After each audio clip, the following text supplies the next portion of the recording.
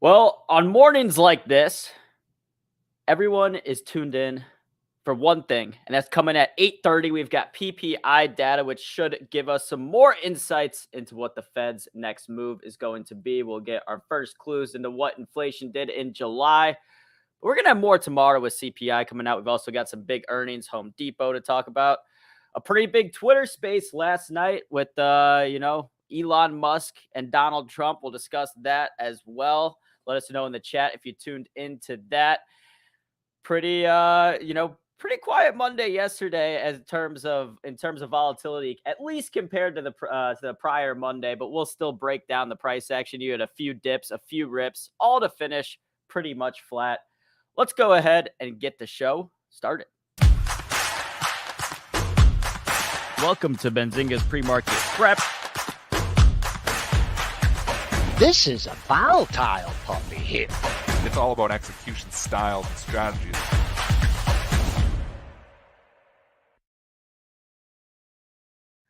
All righty, traders and investors, let's go ahead and do a quick rundown through the major indices. You got the S&P 500 trading up about 0.3%. Your Qs trading up a little bit more than that at around 0.45%. The Dow Industrial Average slightly weak this morning. We'll discuss that. How's the old Bitcoin doing? Bitcoin is trading higher a little bit, still right around that 59,000 level. So hanging out around there at that 60,000 level. Let's go ahead and bring in Dennis. Dennis, how are we doing this morning? We're doing good. We're doing good. And we have somebody returning. Well, I was going to ask, Monday affairs. Did you watch the, Olympics closing ceremony on Sunday? Anything like that? I didn't watch closing ceremonies, but I watched a lot of events. But, we've got somebody that was in the events here, too, over the weekend and on Monday, and he's coming in here right now. All right. Well, without further ado, Joel Ledecky, welcome back to Benzinga's Pre-Market Prep after a triumphant run at the Michigan Olympics. There he is. Look at this. Blink. I got the blink. Look at this. I got there you go. Eat your heart out, Michael Phelps. Eat your heart out, baby. What was the final rundown, the countdown? How about what did you get? 4 gold, a silver, and a bronze. And the silver and bronze, I dogged them. I dogged those aces because I had to rest myself. I had to rest myself. I could. Well, you got to let resting for the big events. You got to let other people. And he felt bad winning so much. He had to let some other people win some stuff. You hear the cling? Look how much. So you have 4 gold, a bronze, and a silver. Yes. Holy mackerel! This guy is a swimming machine. Yeah, and then this is it. Well, this qualifies me for the real Olympics, right there, baby. Blink. And don't put this on senior over 80 Olympics, right there. Okay, 60 to 64. There was some 50-year-old. How did you sneak into the 60 to 64 category? I'm 60. Yeah, no, I know. Yeah, okay. Yeah, and just the last thing. No more bragging. 2 state records. Wow. Two state records. Elconin. 150 free, 100 free. Not even my best times. But, yeah. Took a little nap when I got home. But anyways, the show must go on. Hopefully hopefully the International Olympic Committee doesn't come, try to drug test you or anything like that. We don't want them trying to take away those medals. Oh, and I didn't wear my fastest suit or wear a cap. That's like, that's why you got to save. You had to give them a chance. You had to give everybody else a chance. And we got gold making new highs. That gold is worth so much now, Joel, because we got GLD after the show. You're melting it down, and he's melting them down after the show. It's worth too much money. Just wanted to show you. I'm taking these to melt these down, though, and get this value here because this gold's worth a lot of money. Wow. Congratulations, Joel. Is there videos? Is there videos of this stuff? Did anybody take a video? I want to see videos of this. No, I did. There's got to be videos out there. Find senior swimming Olympics here in Michigan. It's not. And also, for full disclosure, because I know some people here follow swimming. there are much faster 60-year-olds in the nations. This is the final thing. This was like the AAA of swimming. This was not the major leagues. This was like the AAA. But I figured it was close to my house. I wanted to do it. So we'll get ready. But anyways, We've I got didn't some pass out. major Market. breaking news here. Major breaking news. We've got the Chipotle CEO is leaving and going to Starbucks right now. Not joking. CMG CEO to depart for Starbucks. Starbucks is naming Brian Niccol as their chairman and chief executive officer. Wow. This is huge news. There is an absolute killing of Chipotle right now and an absolute buying across the board of Starbucks here right now. Man, those activists, they work fast here, AB. I know. They work fast. They don't play games. That's what I was thinking of. These guys had to know this. This is unbelievable. That's Starboard's the smartest investors ever. That's up 10%. They just took a stake. They're like, it's what's going to happen. We're going to get the Chipotle CEO. Give him a call right now. Boom. Holy mackerel. CMG trading down 9%. 8.3%. It's moving fast here, folks. And 10%. Chipotle's down 10% now. Wow. Starbucks is up 11%. So everything here, this is just opposite. What Chipotle goes down, Starbucks goes up, it looks like. This is huge news. So yeah, Chipotle names COO Scott Boatwright as interim CEO following Brian Niccol's departure to lead Starbucks. Jack Hartung to remain as president. So, I mean, it looks like Chipotle is still, still going to have some of the same guys that were helping run the company, just not this Brian Niccol guy. Which, I mean, I assume it looks like he's done a pretty good job if the market is that unbelievable. If the market's that worried about him leaving, because I mean, okay, so if Chipotle yesterday was a 70 or an $80 billion company, $76 billion market cap, the CEO leaving brings that down more than 7 billion. Well, why? I mean, they're still selling the same burritos. I don't think there's going to be that many people out there today that are going to say, I'm not going to Chipotle today because they have a different CEO. It doesn't matter. All they're looking is, and we've said it before, Chipotle has been one of the best run companies out there. I mean, besides the last month or two when the stock has come off here, you just look at the performance. I believe he's been in there for 4 or 5 years. Just going from, you can look it up, Chad will look it up, but I think he's been in there for a while there, Niccol. And this is just huge news for Starbucks, obviously, to go grab one of the best CEOs out there and Chipotle losing them. So, I mean, this is just, huge news here. Down 8.8%. I mean, there's always this algo, boom, they can't help themselves. I don't know if I'm chasing it here. There's no way you're chasing. I'm not. I would be, as opposed, this might be a good spread to put on, Dennis, and I want you to do the math. Buy Chipotle right now and short Starbucks. I'm not doing it. Okay. But you know what?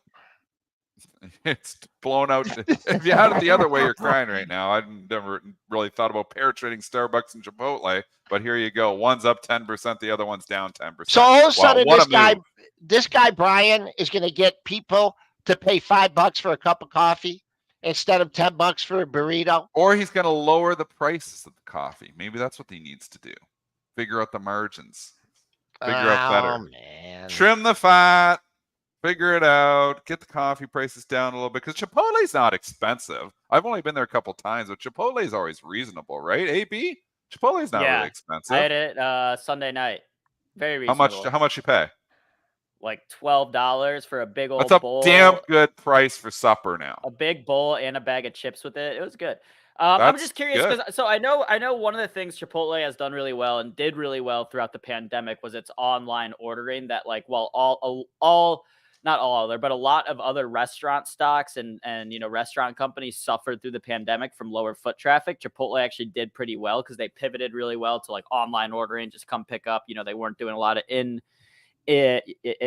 restaurant eating and stuff. People were just doing online. So I wonder, but I think Chipotle or Starbucks already does that pretty well. Like I know a lot of people that use the Starbucks mobile app and all that stuff. So I would guess, without reading into it, that would be the area where the CEO has done a really good job that Starbucks is trying to model after, like the online ordering and stuff like that. But I guess we'll see what his new initiatives are going to be at Starbucks because, again, to me, it feels like an overreaction, at least on Chipotle's, because Starbucks has already been beaten down, right? Like Starbucks' stock needed something to help turn it around. Maybe this is it. People coming in, buying at a lower valuation. Chipotle, the opposite, has already been beaten down. Now going down another 10%. Again, to me, it feels like an overreaction. Dennis, that spread on the closing price was 21. Okay. And now it's 15. You got to come up with a trading strategy for that. It's going to come in. It's going to come in. Maybe not Nothing come back. has to do anything, but Okay, nothing has to it come. can come in. Like, I Yeah. mean, you're going to come, it's 20, it's one up 20%, 10% up one, 10% down the other. So there's Yeah. a 20% blowout there. That feels like an overreaction to me too. Where I think we're all in the same boat. This does feel like an overreaction. But Starbucks is really beat up, and Chipotle is really, kind of hated all of a sudden. The stock has not been, it's been struggling to rally. It's had a nice rally and then boom. But Chipotle, let's just go to the technicals. 47.98 was the washout low when everything was washing out on that Monday morning. It's over 50%. Yeah. It is. Well, no, but you've got support at that low 50, 50 area. It's not surprising that they bought it there. Am I coming in here and buying Chipotle this morning, shorting Starbucks? Probably not. These are hard things. And the other consideration, if you're doing one trade, if you're a one trade trader, you can always put on some crazy movers because you can babysit them. Stocks like this require babysitting when they're moving so quick. And write this down, folks. If you're trading one stock, I only trade one stock at a time. You can trade some fairly crazy active stocks. A lot of nights, I'm trading 100 different stocks, like 100 overnight trades. I can't have stuff like this on because it requires too much of my attention, and then I can't focus. I need slower trades. I need stuff that's away from the news. I need stuff that isn't moving 10% one direction and down 10% in the other direction. I mean, these are stocks that require babysitting and tape reading. So, I mean, if you're a good tape reader, you figure stuff out like this. 50 was a logical place for Chipotle to bounce. I'm not surprised it bounced right at 50. Big psychological whole number. You have 3 lows back in July. I'm not surprised at there, but it's leaking here right now to retest it. Starbucks here popping up. I mean, give us the technicals, Joel. You're in a gappy area here. Though, this is what I'm going to do. This is what I'm going to do. I'm going to say, because you're saying not a trade, I'm going to say the key the next week or two is does CMG build a major base here between 48 and 50, and people shrug this off, and then it turns around like, oh, this isn't the end of the world. We'll still CMG. And for Starbucks, I mean, after you get the pump that, oh man, fill in the gap here to 87.66. If that's not good enough for you, 87.18, you haven't hit it there today. I'd say for this to continue, I'd say you got nothing but sellers from 85 to 87.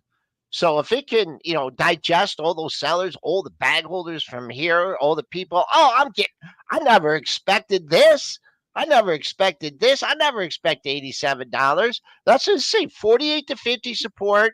And we'll see if you get resistance at 85. We're just not fans of Starbucks. And online ordering, your coffee's cold. Man, they shut places down. The ones around here are not even open all the time. This guy's coming to close stores. He's coming to fire people. I mean, he's coming in there. Hard to say. I don't think that's happening. I think he's just coming to this probably.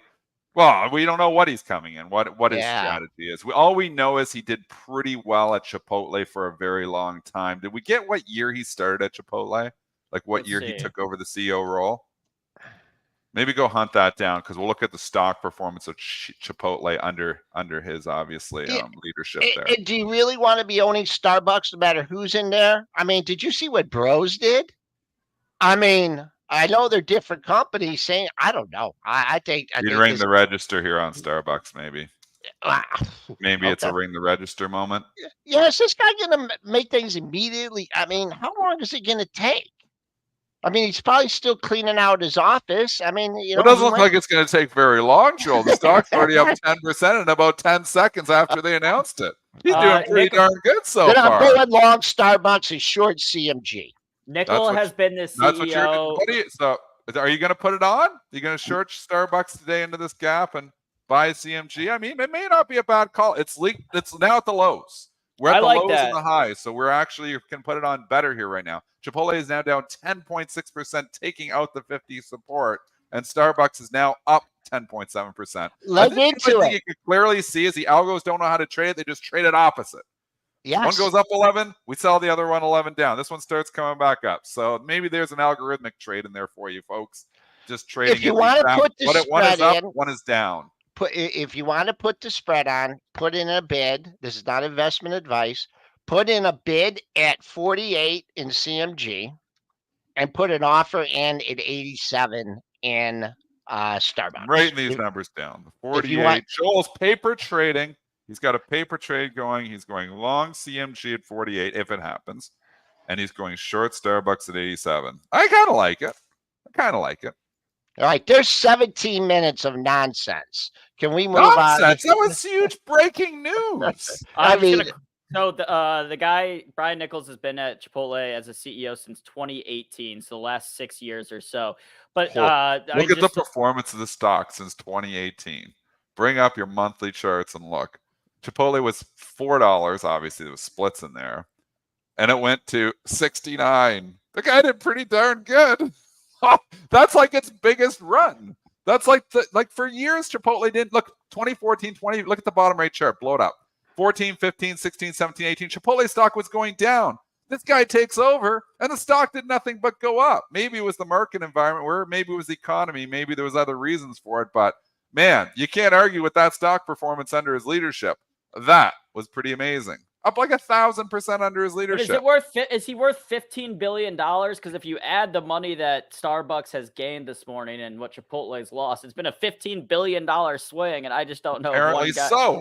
I don't know if one guy's worth it. All right, price don't lie. Price don't lie. Let's price don't lie. Ball don't lie. Price don't lie. I guess not. Let's move on from Chipotle and Starbucks. We can revisit if we get some more crazy movement. We did have Home Depot report earnings this morning. EPS came in at $4.67. That beat the $4.50 estimate. Sales came in at $43.17 billion. That missed the $43.37 billion. The company raises the sales guidance from $154.2 billion to $156 to $158. So a little bit lower, actually, the guidance than what was estimated, but it still raised the guidance, and that EPS outlook was decent, also a little bit below expectations. So stock trading down this morning after, all in all, like a pretty meh report. It wasn't terrible. It wasn't great, but did miss on some of those guidance estimates. Stock is way off the lows, and the algos who were selling this on the print obviously do no technicals whatsoever, because you had all kinds of lows back in May and June. Bring up the 90-day and look where you've been. May, June, all kinds of buyers down there, and the buyers re-emerged here in the pre-market. What's the low? What was the low? Under 330. Yeah, pre-market low is 328, and then just a series of these lows. They were. I see a 328 low. It did go as low as 325, but as you can see, I mean, just under 330. When you look at a stock like this, you look at over the extended period of time. The big boys are saying, you know what? I want to own 10 million under 30. And we got very little here. And then it popped up. And then it came down here again. And then it popped up again. And then it came back down again. So that is incredible support. You're way off the low. So as you go back towards that area, your rebound high has been 341.48. And the bottom of yesterday's range is 342.13. We're only $1.13 away from that. So perhaps get a gap fill in Home Depot, and then Lowe's, I think, reports tomorrow or very quickly, getting a little bit of negative reaction, not nearly as much. You just got your 87 on Starbucks. Okay. I got my 87.20. They can't stop buying Starbucks. They are so hungry for coffee right now. But I didn't get my 48. It's a contingent order. Oh, you have to do one and do the other. So you're not doing it because you didn't get the 48. Yes. Yeah. Okay. He and 48 on Chipotle. Yes. Okay. All right. Wow. Big move, though. That's an incredible move, folks. Wow. Starbucks. Well, you got your gap fill. You got your gap fill there. Yeah. So there you go. Keep that in mind. On. AB. Let's go to Everybody, on. my friend was over in Europe. He says everybody over there is wearing the on. There's no Nike to be found anywhere. And you know what, though? It wasn't indicative of the earnings here. The earnings actually must have disappointed, probably bar too high. How are the numbers? Numbers were okay. EPS came in at 15 cents. That missed the estimate of 16 cents, so only That's missed by not good. 1 cent there. Sales came in at 627 million, beat the $561 million outlook. It reaffirmed, or sorry, the sales numbers. So they beat on sales, missed on EPS by 1 cent. And then reaffirmed their 2024 outlook. So instead of raising guidance or anything, said, "Oh, it's going to be about what the same we expected last quarter." So either way, stock, like you said, the bar might have been set a little too high. The stock actually popped initially off the earnings up to around $42.50, and then got down to around $35.50 before coming back up, settling at around 37.5 as we head into the open today. Last time they reported, they bought the earnings. Like, no, actually, when they disappointed, it was 6 months ago when they disappointed. They bought that quarter, and then last quarter they actually just bought it nonstop.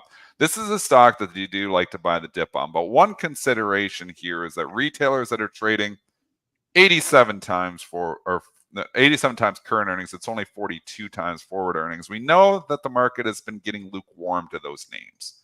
They've been getting lukewarm to high multiple retailers. And the reason, again, is we're starting to see multiple contraction in some of the other high multiple retailers. So them missing on the bottom line is not going to make anybody feel like I want to go and, jump in this because it's going to be, more multiple expansion happening here. Sales were fine. I don't know, maybe there was some adjustments or something, that it's the earnings missed because the sales beat pretty nicely. Just consider that, though. One, there is usually dip buyers and on, but because retail is, the investors been lukewarm to the high multiple ones right now, I'm probably laying off. Boy, oh boy, I don't even know if I need to put much more comment on that. It's been a buy the dip stock off earnings disappointments, and you have a different economic environment. You still have the high PE.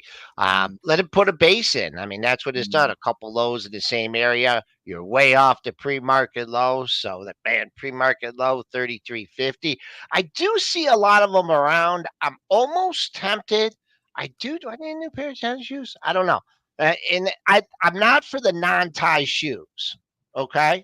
I'm not except for my Skechers. I'm not for non-tie tennis shoes, and that's what they have a lot of. So let's see if you can establish support here on. It's definitely been going opposite Nike. How is Nike doing? Did Nike find support in the lower 70s or not? I don't know. It Still hasn't been pretty. Oh, look at Nike. Look at Nike. Look at that Starting to 75 come back up. yeah, that's a sleepy chart. Retail's been tough. Oh. Retail's been tough. I mean, XRT's come off the highs here too, but just overall, retail's kind of been tough. Like, look at the XRT over the course of the last 7 years. I mean, in 2018, we were 52. It's 72. This has been a huge rip-roaring bull market. That's not that great. And if you bought in 2021 or 2022, XRT was $104. So if you paid $100 for this, you're down like 28% on your money in the last 3 years. Retail's been a tough place to be. It's not just, it's like you've got multiple contraction in the really high, multiple names, growthy names right now in retail. And then you have value traps across the board in the low ones. So retail's just been a tough place to be. All right, just taking a look at the pre-market screener here. Now, of course, you do have Starbucks and Chipotle both making their moves on the respective movers and gainers. Another stock I'm seeing on the gainers, which had a nice day yesterday, SMCI, and we can talk about Nvidia at the same time. Dennis, were you watching SMCI's price action yesterday? I'm always watching SMCI. 2 stocks that I actively trade, and I do own a small piece. I have a half-size position in SMCI, which the investment part of it's been a disaster. Obviously, after the stock split news, and the stock went straight down on the stock split and caught everybody. This stock's just move. Nvidia and SMCI are joined at the hip. I pair trade these things all the time. Was there anything like specifically that brought SMCI? No, Nvidia, and it's led by Nvidia here right now, folks. Don't look any farther than who your leader really is. Nvidia is now making 7-8 day high. It's moved way away from that $91 low that we made on last Monday morning when they were selling everything. You start thinking like Nvidia 111. I mean, obviously we're going to get some inflation data. It doesn't affect PPI CPI isn't going to affect Nvidia as much as it's going to affect other things, but it's a higher beta name. So I mean, it's going to move here in 4 minutes. So it's hard to do a technical on something before we're getting a major economic data point. But major resistance up at 120, and it's 9 points away. I kind of feel like you're a little bit in the middle of nowhere here. There's room to 120 if the market starts going. That's where I would be a seller if I just picked stock up. It's tough, Joel. What do you think of Nvidia? I think this is much more of a sustainable rally. The way, you had that spike low. You did fill the gap from the earnings, split brouhaha, right? You filled it by good margin. When you got filled at 96, you might have been thinking, that wasn't the greatest fill when it went to 90.69. But you're well above it. I just look for another retreat. This is a sustainable rally. They're bidding it up.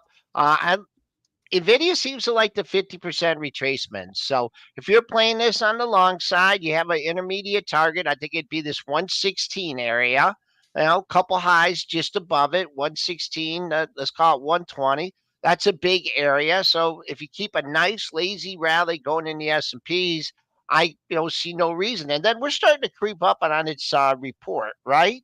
It's coming up in 3 minutes. Yeah. No, Yeah. I'm talking Nvidia's report though. It's okay. 28th, I believe. Yeah, 28th. So 2 weeks from tomorrow, Joel. Okay. So, it's more of I like a rally like this much better than, even though this one was explosive, everyone was getting rich because they were borrowing the yen and they were buying Nvidia. We all were doing that, right? We don't know that for sure. Obviously they were borrowing yen and buying a lot of other things. The classic carry trade, which we've covered already, is obviously just to borrow in yen and invest in US dollars. And the textbook would be to buy treasuries, US treasuries, and picking up the spread. But we know money manager's been aggressive lately, and in a bull market they do get aggressive. And it wouldn't surprise me if some people were borrowing yen and buying Nvidia, which seems insane to me. But that's trades. Maybe it washed out. Jamie Dimon said it was 75% done. I challenged if it was all the way done, but it looks like we've forgotten about it now. So maybe the majority of it is done. PPI, 1 minute. I'm going to go to the background. Okay. All right. Well, Dennis goes wide. I'll go ahead and give you guys a preview for those numbers. So we are getting the PPI, which is the producer price index for July. The median forecast is for it to have grown 0.2%, so 0.2% in July. That would be the same as it was in June. We are looking for core PPI to come in at 0.2%. It was previously 0%. PPI year over year was previously 2.6%, and core PPI year over year was previously 3.1%. So if those numbers come in lower than those expectations, it's another sign that inflation could be cooling. If it comes in hotter, then the Fed might be taking another step back in its fight against inflation. So here we go. We've got about probably 30 seconds until these numbers hit the tape. Okay, we are just throwing in the 50% retracement. That takes you up to 54.25 pre-market high. That comes in at 0175. We had that dip. We've had about a 20 handle rally off that. I believe it was like a 4:30, 5 o'clock dip. Algos are getting suited up here. As I said, 54.0175. Oh, there's your first move up. Your first move is up. Looks like we are through the high. And we are getting a soft PPI number. Give me the number. Still waiting for it to come through on my line. Should be any second here. At least they think it's soft. You went up to 09.25 there. The people with the PPI month over month in July came up 0.1% versus the 0.2% estimate. So that came in light. Core PPI month over month for July 0.0 versus the 0.2% estimate. Year over year PPI came in at 2.2% versus 2.3. It was 2.7 prior. So this is light across the board, Joel. Yep. You saw the algos. They got the news. They pumped it up. 44.09.25. We don't have much up in this area. We have an interday high. That interday high, that's your 7-day interday high at 54.17.25. That will be my next target on the upside once we take out this 09.25. But right now, inflation coming down. Of course, we get the CPI number tomorrow. We usually get that number first, but right now, the Fed, perfect landing, recession, non-recession, this does not do much to take out, a quarter, half, wherever you're at for the interest rate cut in September off the table. So inflation cooperating here, another positive catalyst for the market. Yeah, kind of. I mean, it seems like somewhat of a muted move, Joel. We're not like absolutely ripping higher, but it is, the market is interpreting it as positive. How many handles are we up right now? From the print, I like to look at where we were rallying hard into it. And so Right. let me go to the 1 minute. You had a slip. You closed that bracket at 90.50. You had a minor flip down to 85. So overall, you're right. I'd say overall we're still 12, 13 handles above that 830 print in the S&P. So I think that'll be a good number to keep an eye on. They make their true decision whether they like this number or not. But one thing on the upside here, I mean, you came really quickly down from 5,600 to 5,400. And it used to be markets went down a lot faster through an area than they go back up. But in this rip roaring times, you get the movement too. 10 points off the pre-market high. So maybe get some people thinking that, a little bit overdone there, but still looking at it as a sustained bid. I'd say the battle for 5,400 continues here. TLT, let's look at the true serum here. Let's look how the TLT is trading. Did have the spike up over 97 bucks. It's leaked a little bit, so a little initiative for you there. Keep an eye on your TLT. You don't want to see that fade. Good old IWM. Once again, a pop here, a little bit of a fade. So initial reaction in everything across the board is a little bit of a pop, a pullback, some quick profit takers. And now it look like the bulls are just trying to reload here and see if we can sustain this 5,400.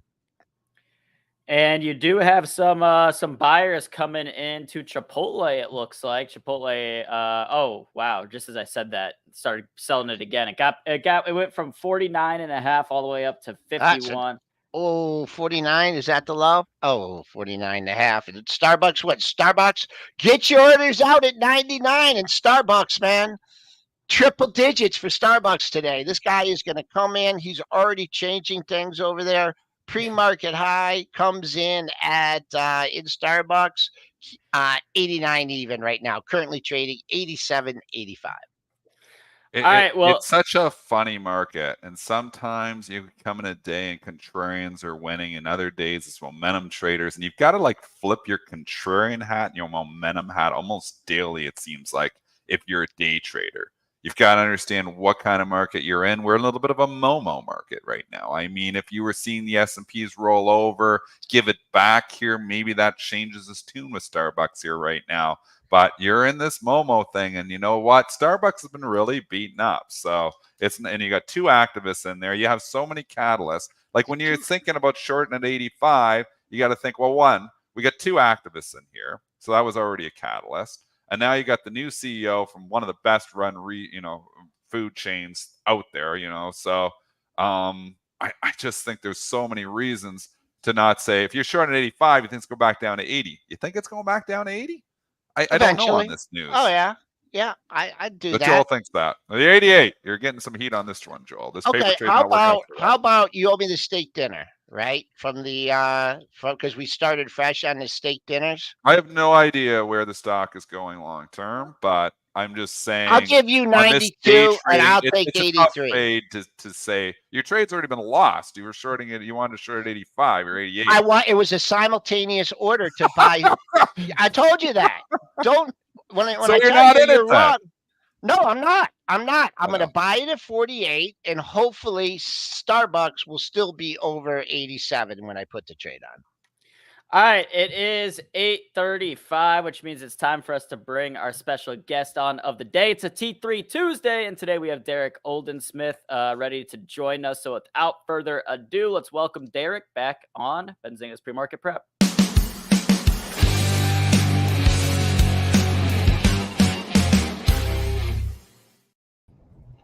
All right, Derrick, welcome back to Pre-Market Prep. How are you doing this morning?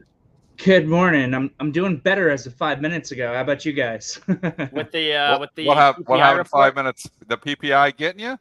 Yeah, I'm still net long this market. We call it to be tactically very, very long Monday a week ago into that crash. It obviously played out really, really well. And as we've come back into what I would describe as more neutral technical territory here for the market, I have been reducing exposure and starting to hedge myself a little bit, but I still am net long. So this light PPI, maybe hopefully just a warm up for tomorrow. We'll see. Obviously, it's helping me this morning, though, just being long still. So. And that's the thing here, Derrick. It is just a warm up for tomorrow. We know the big numbers come in tomorrow at 8:30. How do you position yourself for an unknown economic number? I mean, if the thing comes in hot, everything going to get killed. Is it just like a feel like you think, wow, the market kind of rallying up here, it probably got a pretty good inclination that it's not going to be hot? Can you trade it technically? Do you exit some of these trades before the 8:30 number tomorrow just because of the uncertainty of the number? Talk about the setup into tomorrow's CPI, because we know that's going to be the real mover. Sure. So I'm a really big believer in the importance of game planning for traders. I think it's one of a few main keys to success in this business is to have good, consistent game plans, and then even more importantly, have the discipline to be able to follow those game plans consistently over time. And that's actually what tricks people up, I think, more than anything, is all of a sudden they see their P&L flashing up or down or whatever. The game plan goes out the window, the discipline goes out the window. So for myself, I combine both day and swing trading. And if I have positions on where I have a specific game plan and there's a big economic number, I understand that's a major variable factor that's going to affect the trade that I have ongoing. But I'm a big, big believer in just stick to the game plan that you have for the trades no matter what. And my game plans are developed primarily based off of technicals in one form or another. So if you are buying last Monday into VIX 65, an extreme downside extension on the downside for the market. I mean, that event Monday morning, it was one of the most extended to the downside I've ever seen the market get in my entire career, outside of the COVID situation where people didn't even know if there was going to be a world the next day. And this was just because of positioning, right? There was no end of the world situation that occurred on Monday. It was just people got caught wrong-footed and it led to a liquidation event. So if you're still long from Monday morning, if you're able to take advantage of that, the SPYs are up. We were at 510 and now we're at 536.50. Market's up massive. So I know that the CPI is going to be a really big event, but I'm not going to let that event just say, okay, I need to just sell all my positions here. I have a game plan where, I've trim and trailed on the way up. I've put money in my pocket. And as I was just saying, as this market has gotten closer to its daily 21 EMA, which we're almost touching now this morning, it's been an opportunity to just sell more of those longs, put the cash in my pocket. I've also at the same time initiated a QQQ short and an IWM short to begin to hedge myself out. A little bit of hedging then. Little bit of hedging at the same time. And I'm just going to follow that game plan throughout tomorrow's move in the same way that I just followed the game plan through the move we just got 5 minutes ago. And then Derrick, I mean, last Monday when you were buying, what were you specifically trading? Everything. You were just buying blindly, just going everything. Out. When you get a VIX spike like you got, and you get a market event like we just had, correlations go through the roof. So, your stock picking is always important, but I would argue that your stock picking is actually less important right now. 100%. This is get the macro right, get the market right, and the stock picking part of it is easy. A little bit of relative strength here, a little bit of relative weakness there. But we were just in an environment in June and the beginning of July where you had the IWM and the Qs literally trading opposite of each other, sometimes on a 5-minute chart, because the SPX was so tight. There was a huge dispersion trade. There was massive amounts of positive gamma in the SPX, record levels, as a matter of fact. And that created this environment where you could have the Qs and the IWM moving opposite from one another. But then you get a massive VIX spike. You get a bearish market. Obviously, it's not a bear market. We almost got to a full market correction, and correlations just go through the roof. So get the macro right. Recognize on Monday of last week that you need to buy, And honestly, it almost didn't matter what you bought. I'm in 20 something long positions right now. So it was just, all right, I'll buy some of this. I'll buy some of this. This price looks good. Where do I sign up for this price? Let's go. How about Derrick, a hypothetical? I just want to expand on that before you change the subject here, Joel, because it's such, it was a fantastic point you just made. And I've made this point on the show for a number of years too. When the VIX spikes up, correlations all move together. Stocks all move together. Stock is a stock is a stock. So that's a fantastic point. But I want to ask you, and again, I was doing the same thing on that Monday morning with my trading. I was doing some buying. I bought Nvidia, and I bought the open on Nvidia at 92, and then I'm biting my hand a little bit because the trade down to 90 and a half. And I'm like, they're not going to follow through on this. It was about 30 seconds of like, uh-oh. And then they started to come in, and we know Apple and everything. But how do you control risk in that situation? Because so many traders obviously, want to buy the dip, and they want to buy the dip. And we could kind of feel, because both of us been trading professionally for a very long time, that this time it was probably going to work. But what do you do in the situation that it doesn't work? Sure. So obviously in markets, if you've been trading long enough, anything that can happen will happen. So for me, those events like what we had on Monday, pretty much every single time in my career that I've seen something like that, which has been relatively rare, it's been some of the best short to medium term opportunities ever. But that's not to say that there can't be a situation where one morning I wake up and I think I see this incredible opportunity because it's VIX 65 and then it's VIX 100 and the market's continuing to just drop and drop and drop. And guess what? What was a buying opportunity is potentially a better buying opportunity, but do you even have the ammo left to be able to do it? So risk management is the key to success in the business, and your risk management is found within the game plans that you establish for those trades. So you need to understand, what does your leverage look like? How much sizing are you putting on? Where are you stopping yourself out? So what I said to the team very specifically on Monday morning a week ago was, guys, I really think that this is a buying opportunity, but make sure that you have that signal. Because on the one hand, and it was very similar to early 2022, February 2022, when Russia invaded Ukraine, and we also had a similar huge gap down after 7 days of selling. We were extremely extended to the downside, and just instantly the second the market opened, we got bought up, and you had to buy 9:30 and 30 seconds. This was a similar situation, but you still had to wait for the signal because there was a probability of early panic selling. And if you bought the market the second the market opened and you got 15 to 30 minutes of very heavy panic selling of people who are just, I don't know what's going on, market's freaking out, and they sell it even harder, you could still be in a lot of trouble if you overbought and it pulls down for you for 15, 30 minutes. So I'm coming in really bullish, but I'm still looking for that signal where to buy. And I remember it in my mind's eye so well Monday morning. Almost instantly you had on the first 5-minute bar this quick little downside tail in the Qs. And I was like, all right, that's it. Let's buy versus that low. And it's like, all right, if you get stopped out, then maybe there's a panic selling situation coming in. You just reassess how you can rebuy when the next setup comes in.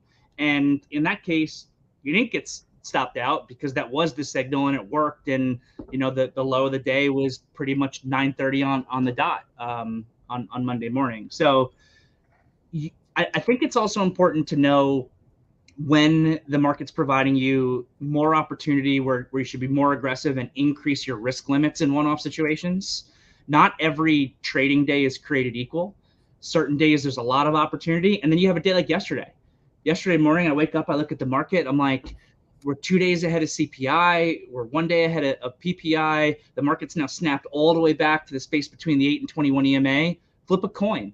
I don't want to do much yesterday, but Monday a week ago, this is a situation where there is a ton of opportunity and I need to be able to take advantage of that. And you increase your risk limits to be able to go for it, to give yourself that second or third chance on those big opportunity days. And then a day like yesterday, you say, you know what, I got to sit on my hands a little bit more. I'll put a little bit of risk on an earnings trade or something like that to keep myself busy if I think that there's an okay opportunity. But there's no way you can say a day like yesterday has the same amount of opportunity as a day like Monday a week ago. Yeah, my question goes along right with yours, Dennis, and I'm just giving a hypothetical situation here. In the preparation that you did for this binary event, what was your game plan if it was a hot number and the S&Ps dropped 50 handles? Do you have a priority? He Would means you have been today. Today, right? Yeah. So I did again start to short Qs and IWM ETFs, TQQQ specifically, and the IWM ETF yesterday as part of a game plan where, with where the market is technically on the big picture, I can build into that on the upside into these bounces, which is exactly what I've done this morning. I got heavier on my short IWM and my short TQQQ on the upside as I've lightened up a little bit on those longs, but I still am net long. So I just, and this is actually more based on market technicals than it is a binary event. But that's kind of the game plan. So I'm hedged out a little bit. I'm going to make money if we move higher. But if the number was bad this morning and we traded lower, I've got those shorts on and I have a game plan because I understand the percentage of my portfolio that is short versus the percentage of my portfolio that I'm long. I will be piecing out on the upside into an up move this morning much faster than I'm going to be piecing out of my shorts on the downside if we were to break lower, just based on the fact that the portfolio that I have is net long to kind of minimize the damage, if that makes sense. And then obviously Derrick, how many trades do you typically hold? Was this a special event that you're buying 20, 30 stocks, or do you typically have in your portfolio and any trading portfolio at any given time 20 or 30 stocks? Just curious, how many trades you hold and how you manage those trades. Yeah, I'm typically in like 15 to 30 positions at a time. Okay, quite a few. I'm at, and I those will be swing positions. That's what I typically am keeping overnight. I'll have some extra positions that I'll typically day trade every day. But all those swing positions have game plans where I actively day trade around the core swing position based on a preset game plan to create cash flow for myself as the big picture itself actually plays out. Would you ever try and use options in a situation for hedging, or you just feel there's more bang for your buck with like the triple Qs or SQQ? I do a little bit also. I do both, but I would say I'm probably 95% equities with what I'm doing, straight equities and 5% options. I'm a prop trader.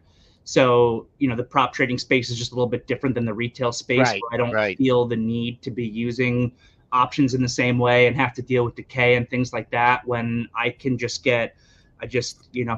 call up the people over here at T3 and say, hey, I need you to send me some additional capital to my account because I want to be able to be more hedged or whatever. Yep. And for me, that's if you needed more, if you were getting hedged, wouldn't that reduce your capital exposure? It still takes up buying power. Okay. So, for me, shorting 100 shares of the Qs versus buying 100 shares of the Qs takes up the same amount of buying power out of the account. But the risk team at T3, just they can recognize that I'm hedged. And they go, okay, it's not like this guy is just going all the one way. Long leveraged ETFs. He wants extra capital access so he can hedge himself out. From a risk management perspective, they're going to give me that, 1,000% of the time. Because Dennis, when we back in the bright days when people are asking for more capital, it usually wasn't a very good sign. Well, that's when they're just doubling down. But again, and Bright, obviously, I traded with Bright Trading for a long time, 20, 22 years there at prop firm. And everything Derrick is saying makes perfect sense to me, too.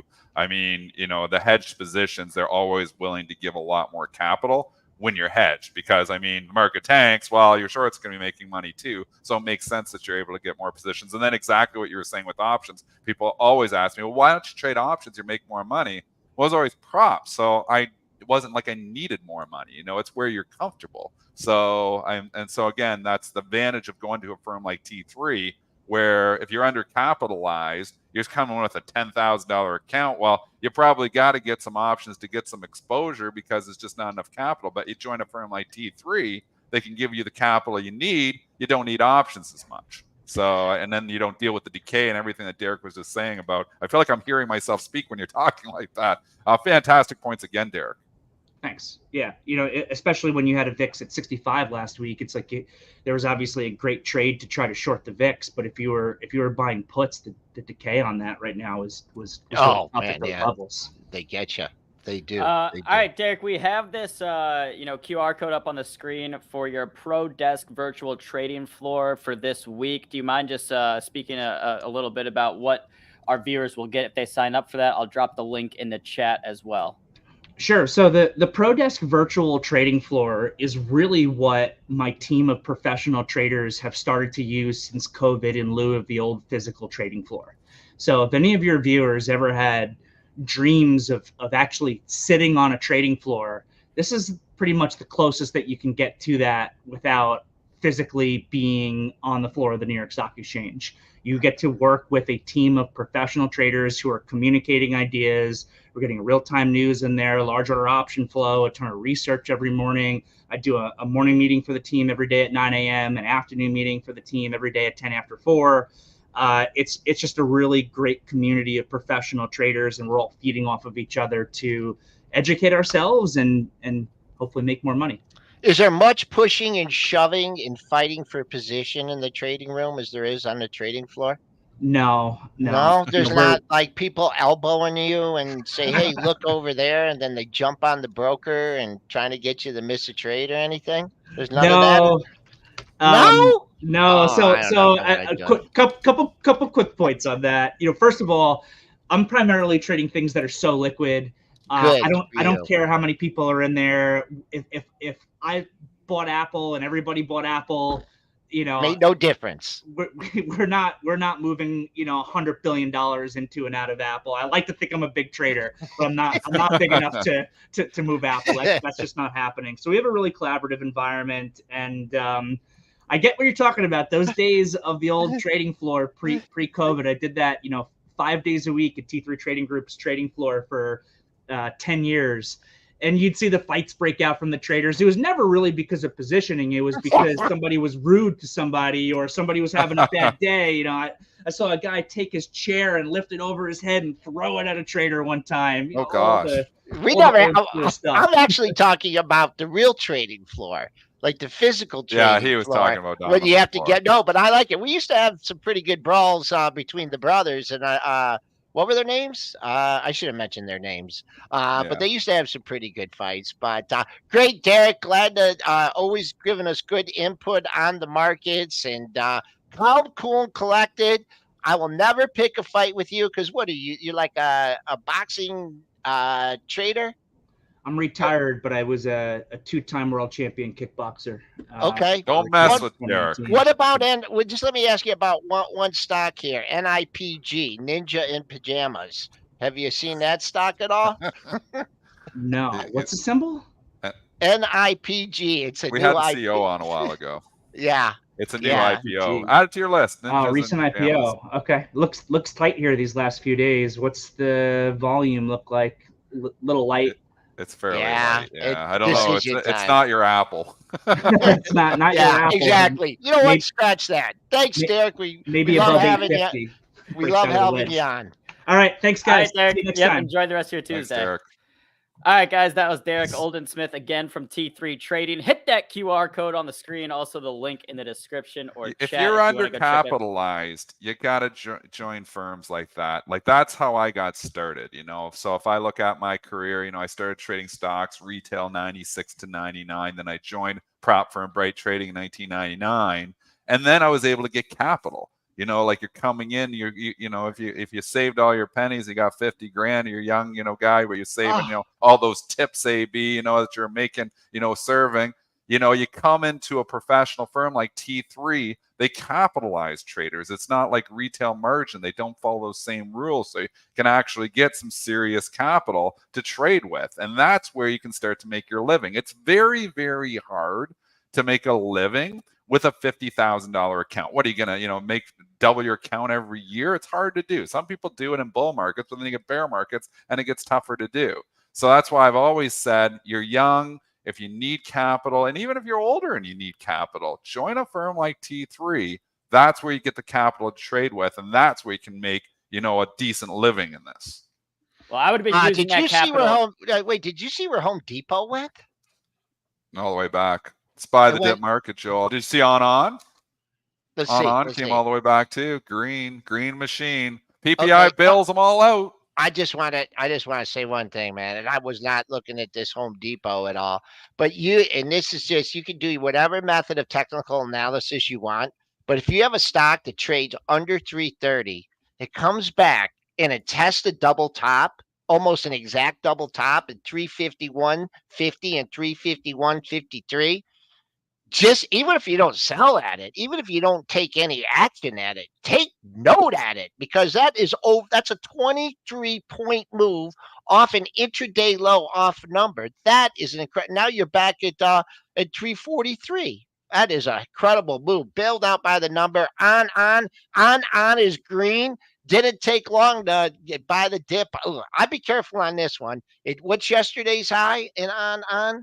That 41.39, so that would be a nice area to get to. And then on the downside here, if this went red again, I don't know. I don't know if I'd want to hang out to see what happens next. What Derrick said too, get the macros right. I mean, this whole key to trading is lower the environment that you're in. This is a strong day for the markets. It's kind of logical that they might be coming in and buying the dip on some big names like a Home Depot or on. If you got a day where the market's trading down 30, 40 handles, it's a lot harder for an on or a Home Depot to come back. So I that's how I start my trading day, folks. You know, why am I consistent day trading? Why am I consistent overnight trading? It's because I have systematic approach to the markets where first I'm looking, what kind of day are we having? You know, the first thing you look at S&P futures, what kind of day you're having.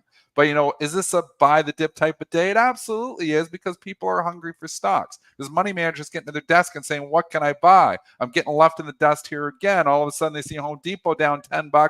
They see S&P futures higher. They're like, give me some of that. I need to get more exposure. You know, get me in some of that cheap. On, same story. So always know your day and the type of market environment that you're in. I was just gonna say Chipotle kept moving up higher too. Yeah, never.